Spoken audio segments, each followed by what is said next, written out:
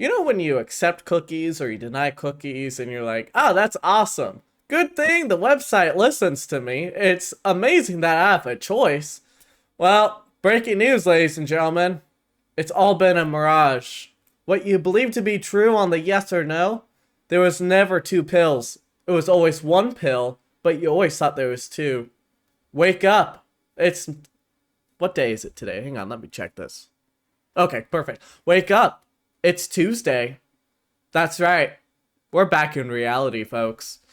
Let me show you this news I just saw today. It's ridiculous. By the way, my name's Matthew Napier. Make sure to drop a sub if you like me, but if not, so be it. You'll probably never see me again on your feed.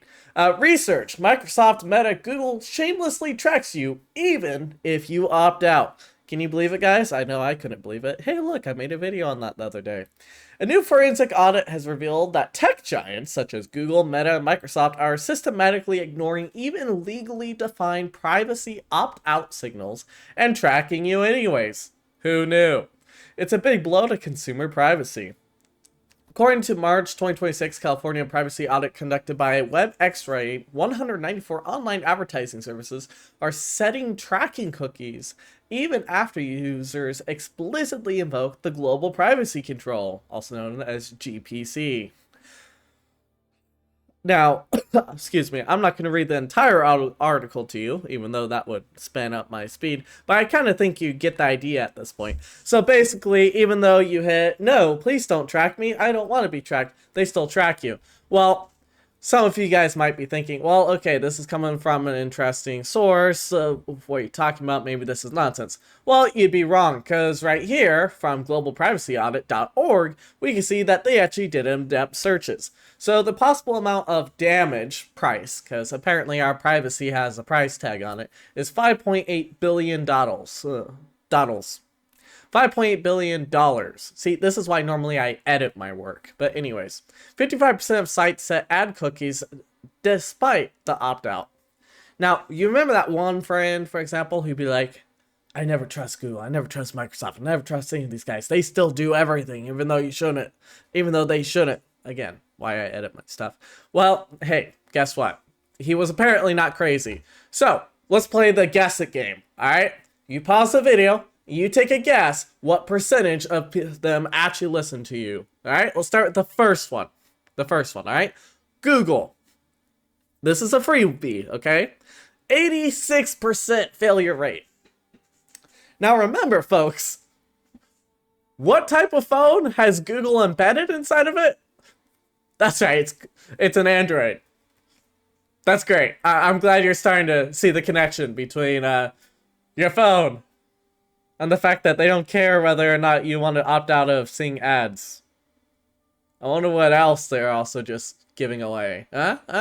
Anyways, 77% of sites tracked, 11,000 ad cookies out despite their opt-out, and $2.3 billion. Alright, let's see if I can scroll through the next one. And yes, you can see through all this on the network requests and the proof, but we're playing a fun little game here to see what the next one could possibly be. Microsoft. Is it going to be like 5%, 10%? Nope, it's 50%. So they're not as bad as Google if you think about it. Anyways, maybe the whole 50% is because, you know, Bing is like never used, so, you know. Anywho. Oh, look! Authority Bing. Who would have thought?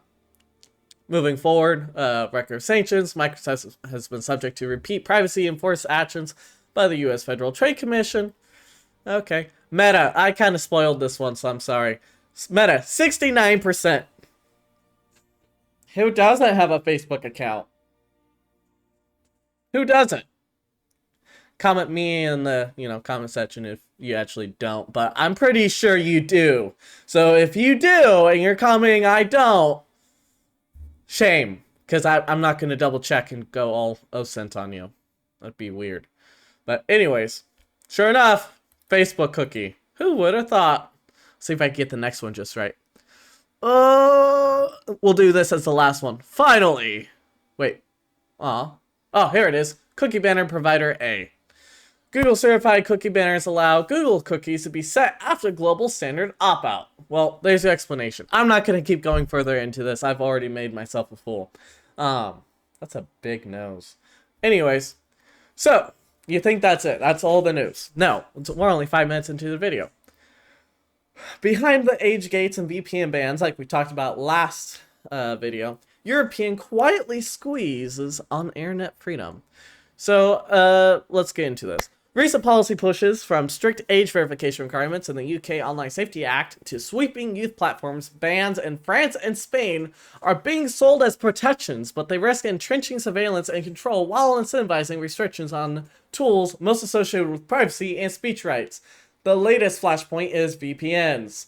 In the Spanish city of Cordoba, probably butchered that, a court ruled tied to La Liga's efforts to curb illegal football streaming has extended pressure beyond content platforms to VPN providers themselves. NordVPN and Proton VPN have been ordered to block IP addresses linked to privacy. Move that, critics argue, or critics, risks redefining what VPNs are and what they are responsible for. So basically, they're going to the VPN providers and saying, hey, we know you're a VPN. Can you block these websites for us? They just say IPs and make it sound fancy, but can you block these websites for us? We don't want our users to be going there. Basically, essentially making the VPN completely pointless. Well, it goes further on, such as, for example, here, another judge from Barcelona has also ruled in favor of La Liga and ordered internet server providers, ISPs, to block IP addresses that illegally stream Spanish football matches. So, here we go into a quote for VPN providers. Quote, VPNs provide online security and encrypted connectivity. We do not host content nor direct users to specific sites, said a public relations and privacy advocate at NordVPN. Treating VPN providers as content moderators is a misclassification of the purpose of the VPN service. Okay. Basically, we're going to full-on war with VPNs at this point, or at least the government is. Furthermore, finally, last but not least, for your wonderful cyber news, I figured I'd leave this one with a leak from a company that I've never heard in my life before. Vercel hacked after fatal zero-auth misstep, granting allow all permissions. Allow all permissions. Finally, Vercel, a cloud platform and maintainer of Next.js, a major web development framework, has been hacked. That's probably why I never heard of it, because I never coded. And hackers are selling access to credentials that could help pull off the largest supply chain attack ever if done right. A zero-auth token, granting too many permissions, became a single point of failure.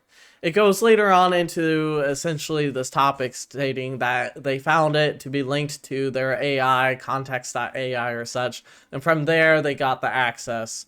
As far as I understood it from right here. A Vercel employee got compromised via the breach of an AI platform customer called http://context.ai, which he was using.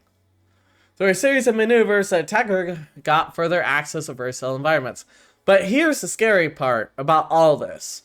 The CEO believes that the attacker is highly sophisticated and was likely using AI. So the attacker used AI to hack a customer who was using AI to then get the token that the AI was using. Fantastic, folks. Make sure that you protect all your zero-auth tokens, and I guess your two-auth tokens, and whatever else as far as tokens.